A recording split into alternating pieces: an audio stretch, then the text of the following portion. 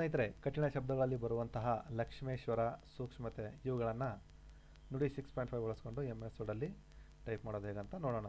ಮೊದಲನೇದಾಗಿ ನುಡಿ 6.5ನ ಎನೇಬಲ್ ಮಾಡ್ಕೋಬೇಕು. ಇಲ್ಲಿ ಲ್ಯಾಂಗ್ವೇಜನ್ನು ಸೆಲೆಕ್ಟ್ ಮಾಡಿಕೊಂಡು ಇದನ್ನು ಮಿನಿಮೈಸ್ ಮಾಡೋಣ. ಮಿನಿಮೈಸ್ ಮಾಡಿದ ನಂತರ ಈಗ ಬರೆಯೋಕ್ಕೆ ಸ್ಟಾರ್ಟ್ ಮಾಡೋಣ. ನೋಡಿ, ಇಲ್ಲಿ ಯಾವ್ಯಾವ ಅಕ್ಷರಗಳನ್ನು ಟೈಪ್ ಮಾಡ್ತೀನಿ ಇಲ್ಲಿ ಲೈವ್ ಆಗಿ ನೋಡ್ತಿರ್ಬೋದು ನೀವು. L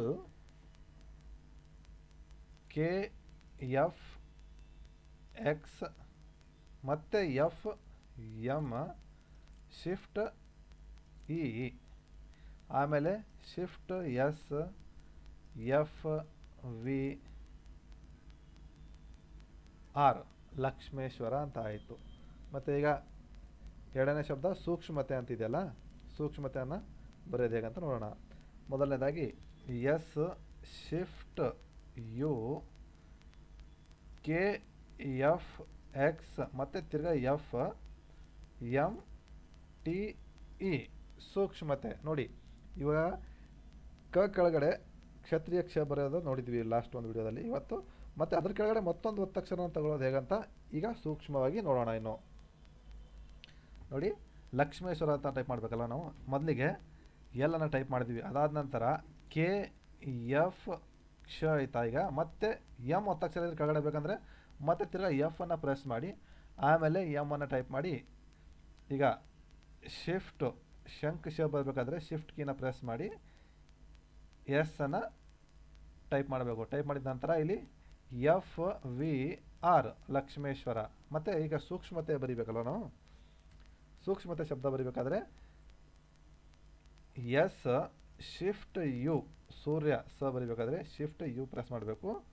ಮತ್ತು K F X ಮತ್ತು ಅದ್ರ ಕೆಳಗಡೆ M ಒತ್ತಕ್ಷರ ಬೇಕಂದರೆ ತಿರ್ಗಾ F ಅನ್ನು ಟೈಪ್ ಮಾಡಿ M.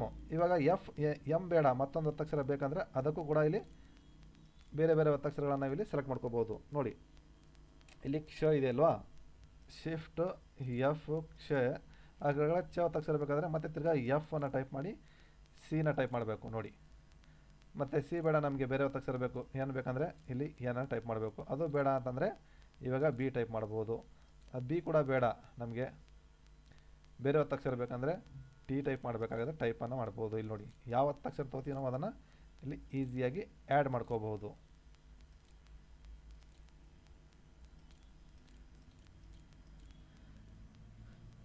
ನಾವು ಇಲ್ಲಿ ಲಕ್ಷ್ಮೇಶ್ವರ ಇಲ್ಲಿ ಶಬ್ದನ ತಪ್ಪಾಗಿದೆ ನೋಡಿ.